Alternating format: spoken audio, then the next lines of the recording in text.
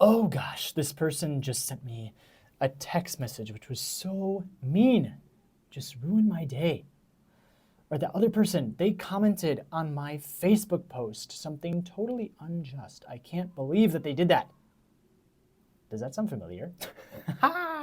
Experiences of what we like to call often toxic people. Well, guys, that's kind of a thing that we experience just in our normal everyday life. And before we get into this topic of how to deal with toxic people coming from today's gospel, by the way, happy Feast of the Epiphany to you all. I just want to say thank you so much to those who listened to the podcast last week. Honestly, I was so touched to see how many of you listened to the podcast last week. It makes me so happy. And it makes me excited to continue actually with my New Year's resolution. We were talking about New Year's resolutions last week. And like I shared, mine is actually to make this podcast. And I'm happy also to those of you who are watching on YouTube today. Thank you so much, because I know that not everyone has Spotify. So even though if it's really cool that you guys listen on Spotify, also know that it's on YouTube. And for you who are listening on YouTube, know that I'm also on Spotify. So that's pretty cool. Anyway, thank you so much. I will try to speak a little bit slower. I'll try my best, because I think a lot of people last week were hoping that I could speak a little bit slower. Well, I'll try, because it's difficult for me. But anyway, so guys, how are your New Year's resolutions going? Are you sticking to them? Are you sticking to that plan to pray more, maybe that you made? That plan to, maybe you made a podcast too, I don't know. That plan to maybe make a diet. I think making a diet is kind of a classic one. Deciding to do a diet. It's a pretty classic New Year's resolution. And I think a big obstacle we can encounter when we are trying to go on a diet for a New Year's resolution is, those moments when we drive by like a super yummy restaurant and it just smells so good. Yeah. Well, actually, I'm saying this because I had this experience a couple days ago.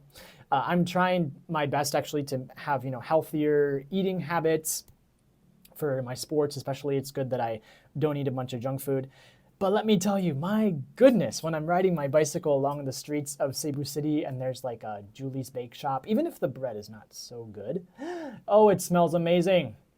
Obstacle to my New Year's resolution. What a difficult thing. Or also seeing Instagram reels. With all of this yummy Japanese food, Chinese food, sugar, fried stuff. It just makes me want to eat so much. Or the Food Panda notifications I get on my phone.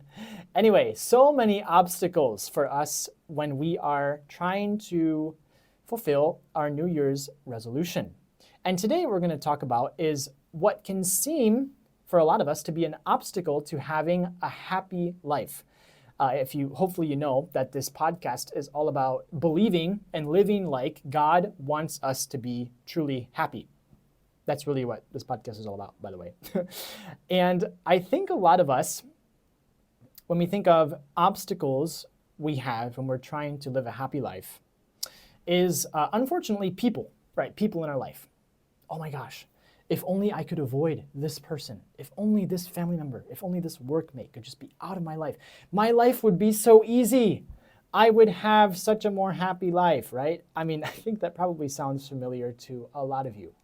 Or those moments, I think on a lesser level, the topic for our podcast, toxic people, is a bit strong. It's a bit kind of extreme. But on a lesser level, those moments when we get an annoying text message or in the group chat, something comes up and we're just annoyed. Well, and then our day is just ruined because of these annoying people, because of these apparently toxic people.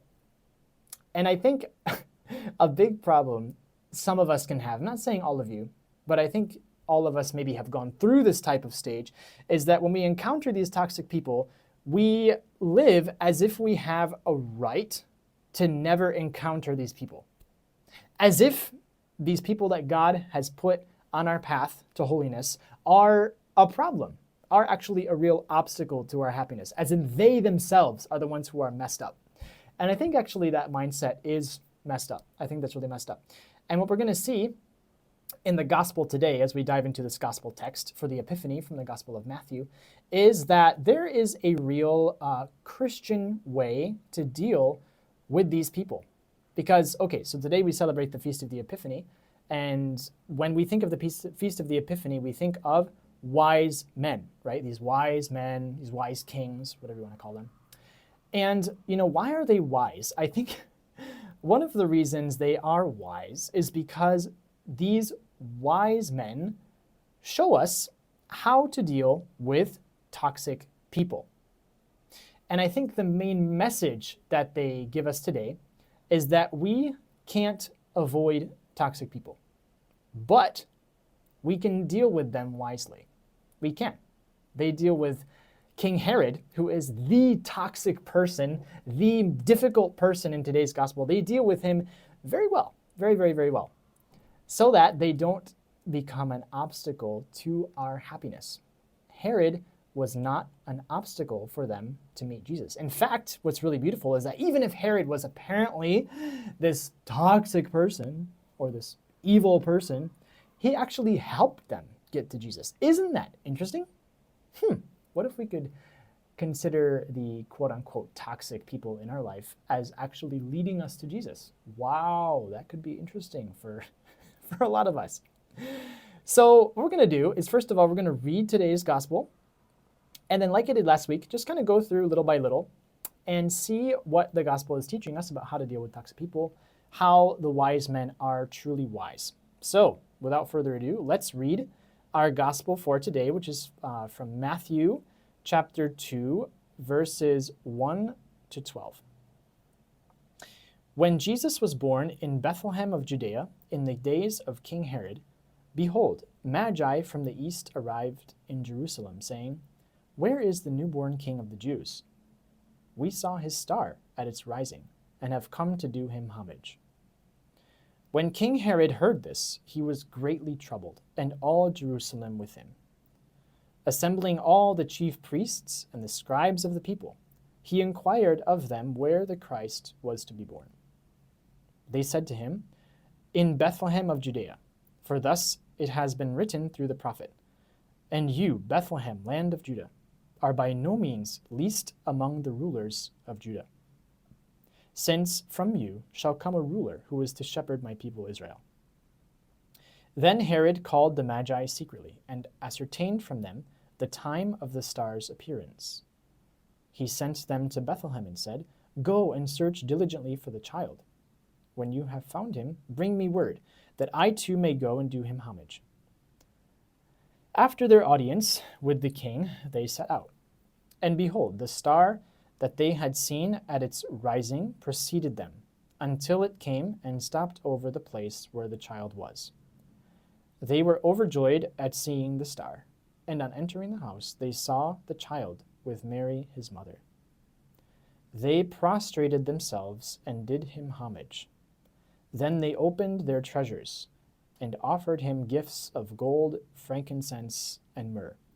And having been warned in a dream not to return to Herod, they departed from their country by another way. So that's the gospel that we will read, or that you had heard at Mass today. And I know that this topic of toxic people is a little bit maybe original. I think a lot of times when we celebrate the Epiphany, we often talk about the star, all of these questions of, well, what was that star? I don't even know what that's called, an astrologist? Oh my gosh, I don't even know what it's called. Embarrassing.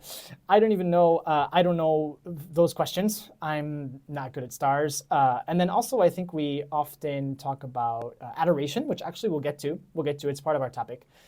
These gifts that the wise men gave to Jesus, and how beautiful that is, and what can we offer Jesus today, all that kind of stuff. But I think this topic of toxic people is actually really at the heart of the gospel. I got this idea actually from Bo Sanchez. I was listening to one of his reels on TikTok. Sometimes it's good to scroll on TikTok, especially if you listen to good people.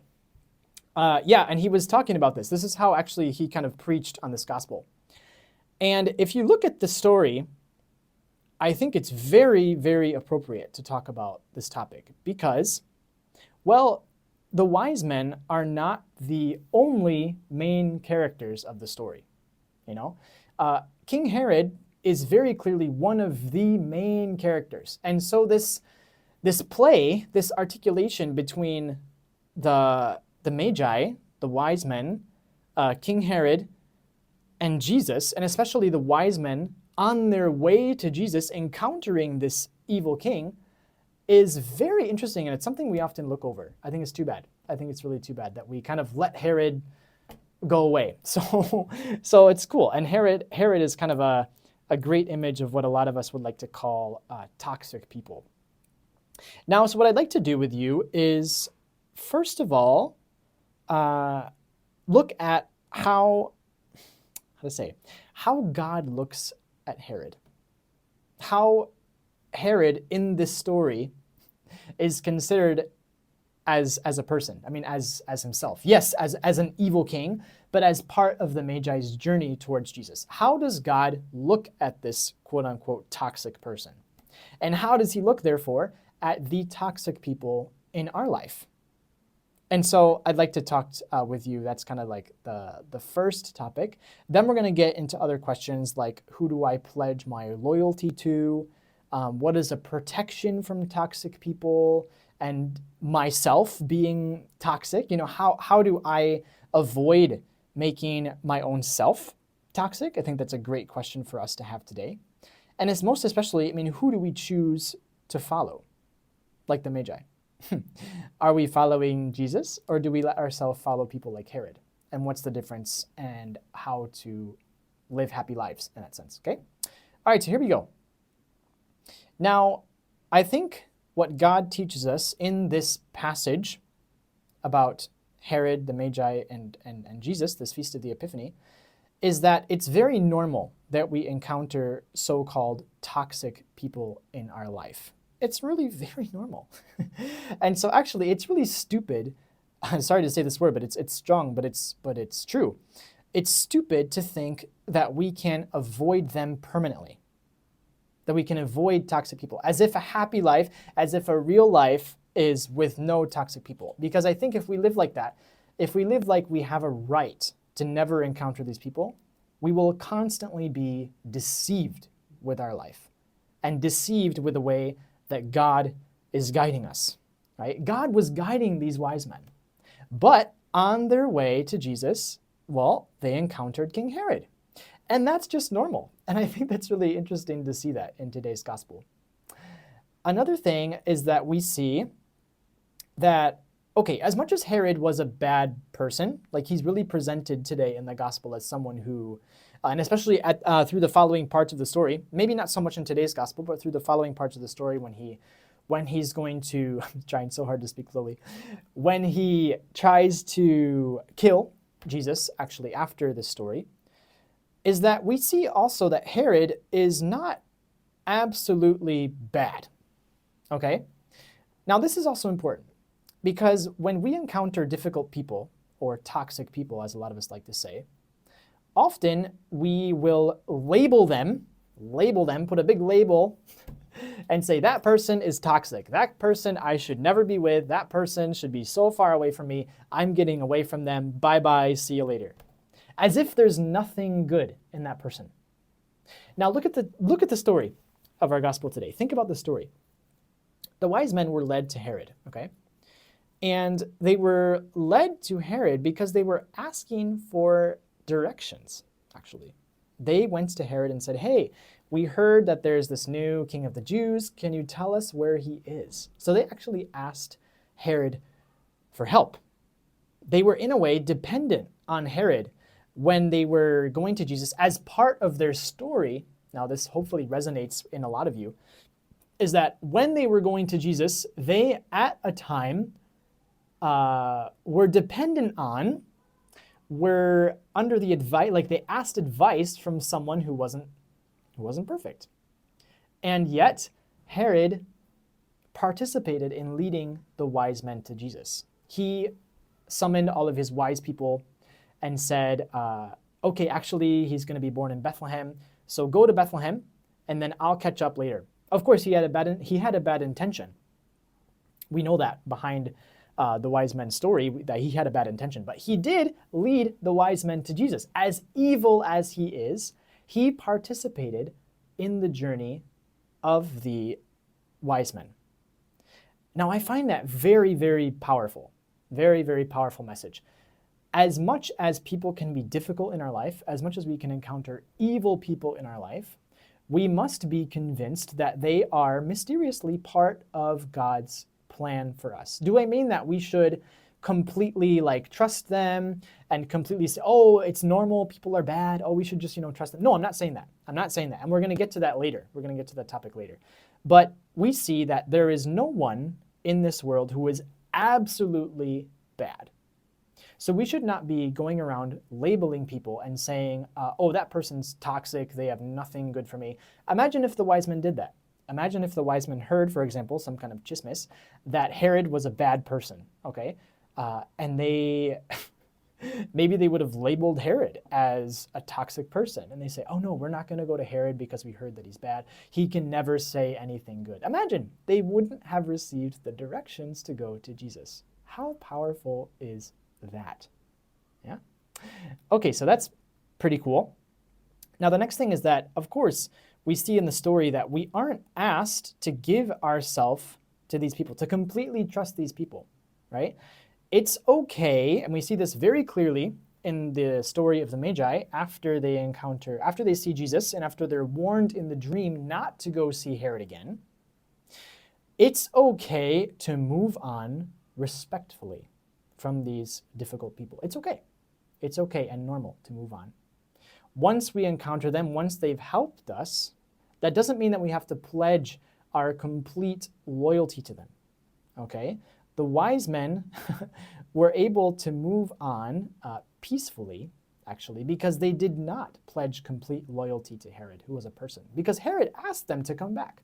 Herod said, yeah, you go to Bethlehem, and once you see the baby, come back because I also want to go, right? But they, in their hearts, they pledged their loyalty to God, first of all, who was revealed in this dream first, not to Herod, not a complete trust to Herod. So it's important also not to completely give ourselves to these people, okay? Of course, I think that's kind of given, but I just find it very interesting that it's also very clearly put in today's gospel.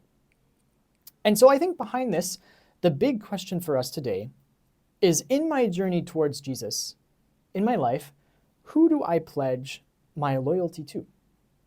Who do I pledge my loyalty to?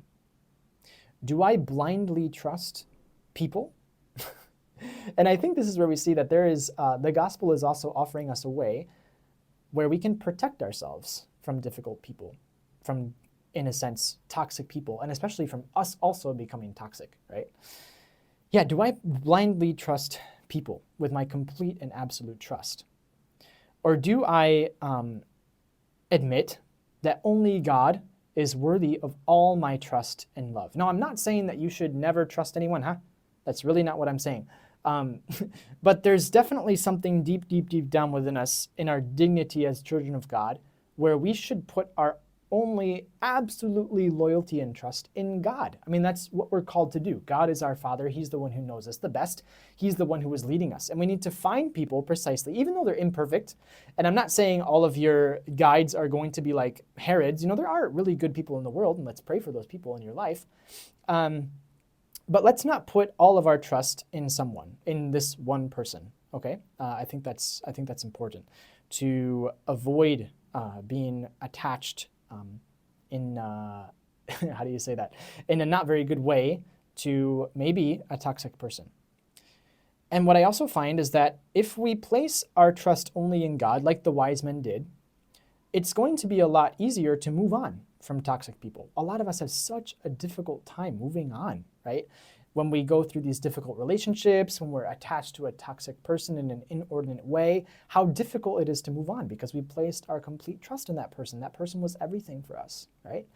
And if we have God as our complete person who's completely trustworthy, like for the wise men, it will be easier for us to say, okay, well, I'm not going to go back to Herod. I'm going to go around a different route.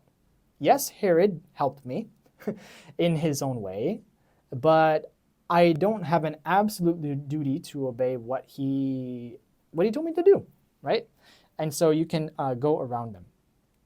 I think that's really cool. And I think what we also see in the wise men's story is that, now this is, if you remember anything from this podcast, remember this.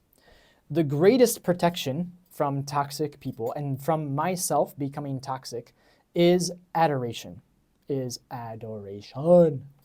what we see the Magi doing in today's gospel. They did not adore Herod. They did not give their gifts to Herod. They waited until they got to Jesus, and it was there that what did they say in the gospel? Let's see. They prostrated themselves and did him homage. Those are very powerful words. Huh? They saw the child with Mary his mother. They prostrated themselves and did him homage. Then they opened their treasures and offered him gifts of gold and frankincense and myrrh, etc. So I think if there's some of you out there who are struggling either with getting over a toxic relationship or who are trying their very best to avoid a toxic person, I think the ultimate answer, and of course there's lots of good, of course, psychological things, self-help books, but I'm not a psychologist, so I'm not going to treat that part of the thing, is adoration, is put God as first in your life, as the absolute first. Give him your homage. Give him your presence. Give him your heart.